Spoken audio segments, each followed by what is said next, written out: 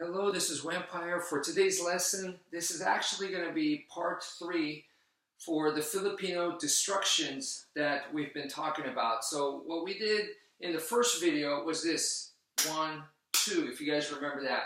And the way that is done is here's Stickman and he's throwing an attack at me. I'm going to, boom, crush his hand, could be on his arm.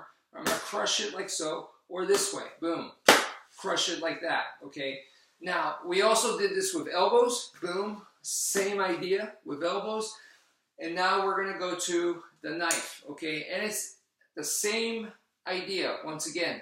But you can see that there's a problem. If I literally did it the same like this, okay, that there's a danger that I cut my own hand. And I definitely don't want that. Let's say if I use the butt end of the knife, and some are protruding like this one, and you go boom like this, all right, and it's still, this would not feel good, or if it went like this, I could end up still cutting my hand. So that's not a good idea. The remedy is simple. We just separate them, okay?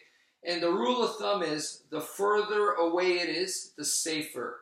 The closer you get to your hand, you're playing with fire. So sometimes you will have to do it like this, where it's relatively close, okay? But just keep in mind that the closer you get to your own hand, like this, you are playing with fire. It's much smarter and safer to do it like this, okay? So the same idea as with the knuckle sandwich. This hand is the base, this hand is the attacking hand, so I'm going to come this way, okay? This kind of pushes up, this comes down, boom. So it's still a two motion, it's still kind of a sandwich motion right there. So boom, okay? So now going upwards is the same idea here. So I'm going to press down and the blade comes up this way. Once again, you want to keep a separation. The closer you get here, you're playing with fire. So you want further away like that. So boom, boom. You got to use a training knife and you got to practice and get this down so that this is effortless. Okay, so you can go from different angles up and down like so, and that you're not going to cut your hand.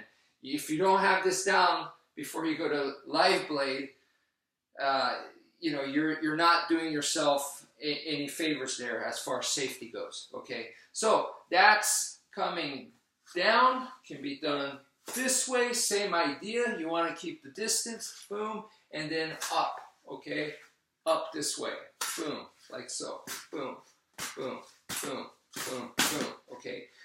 Next is sideways, right? So with the knuckle sandwich, we went this way. This is the base, this is the knuckle coming in, bam, right here, and then the opposite here, boom. So right to left, and then left to right. Okay, so with the knife, what happens is same idea. I can't do this. I cannot do this because it's just too dangerous to myself. So create the distance. So this is the base hand, this is the passing by attacking hand like so.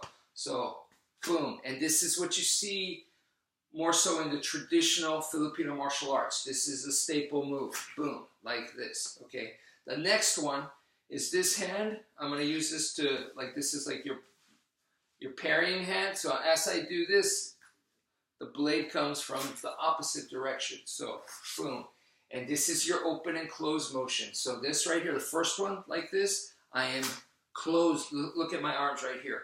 I'm closing the motion, right? So now from here, from the closed position, this arm comes out, and then the blade's right here, boom.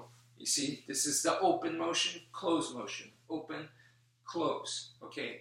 So anyway, the key is to keep the blade away. You want to have that blade awareness, and also where the blade is traveling. So like if you're coming downwards like this, you don't want it to just cut yourself like that. So you got to make sure that the trajectory is going to be safe. Even if the blade was like this long, you're not going to cut off your kneecap, you know, or coming this way, that you're nice and safe and you don't shave off your leg.